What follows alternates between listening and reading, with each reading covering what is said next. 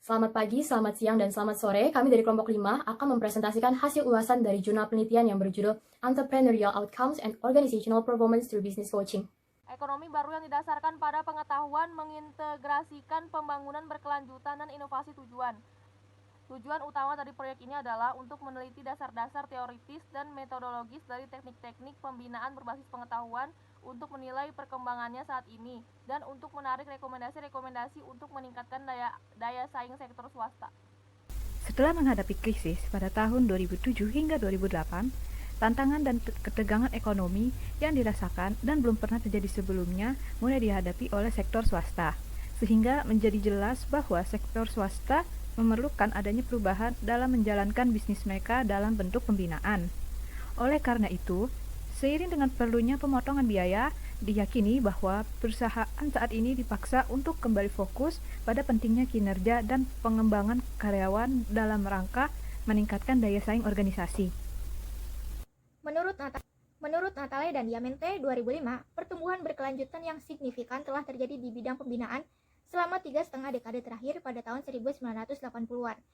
Garman, Whiston, dan Gilatoper pada tahun 2004 melakukan tinjauan literatur terhadap 72 artikel pembinaan yang muncul antara tahun 1991 dan 1998 dan menemukan pertumbuhan dalam jumlah perhatian yang diberikan kepada pembinaan.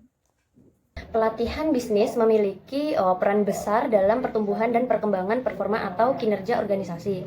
Pada temuan parsial dari studi yang dibuat pada tahun 2014, menyeratkan bahwa pelatih bisnis dan manajer kewirausahaan juga membandingkan peserta atau manajer yang lebih banyak mengikuti pelatihan bisnis dengan mereka yang hanya mengikuti satu sesi pelatihan bisnis saja. Untuk mengatasi masalah dan tantangan dalam rangka meningkatkan daya saing organisasi, dapat dilakukan tindakan pembinaan bisnis. Pembinaan diakui sebagai alat manajemen utama dan diterima sebagai sarana pengembangan individu, peningkatan kinerja manajerial, dan peningkatan daya saing antar perusahaan.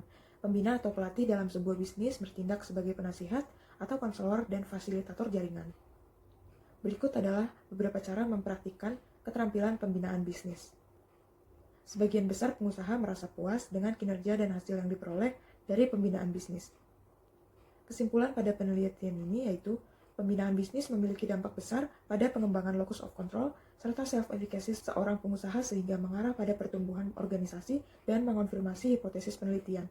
Menurut kami, dalam jurnal penelitian ini, kewirausahaan memiliki peran yang penting. Oleh karena itu, tidak boleh dilakukan dengan sembarangan. Maka dari itu dibentuk pembinaan bisnis atau business coaching. Dan menurut kami, penelitian ini memiliki hasil yang menarik karena membuktikan bahwa langkah awal dalam membentuk sebuah bisnis atau kewirausahaan diperlukan pengetahuan dan dasar yang kuat mengenai kemampuan kewirausahaan dan kemampuan manajerial. Dan menurut kami, penelitian ini mudah untuk dimengerti karena pemaparannya yang jelas dan juga detail, sehingga tidak menimbulkan kebingungan ataupun multitafsir. Dan juga semuanya berdasarkan dengan data. Sekian presentasi dan penjelasan dari kelompok kami mengenai hasil ulasan dari jurnal penelitian ini. Kami mohon maaf jika ada kesalahan kata atau kesalahan penyampaian, dan kami ucapkan terima kasih karena sudah mendengarkan presentasi dari kami.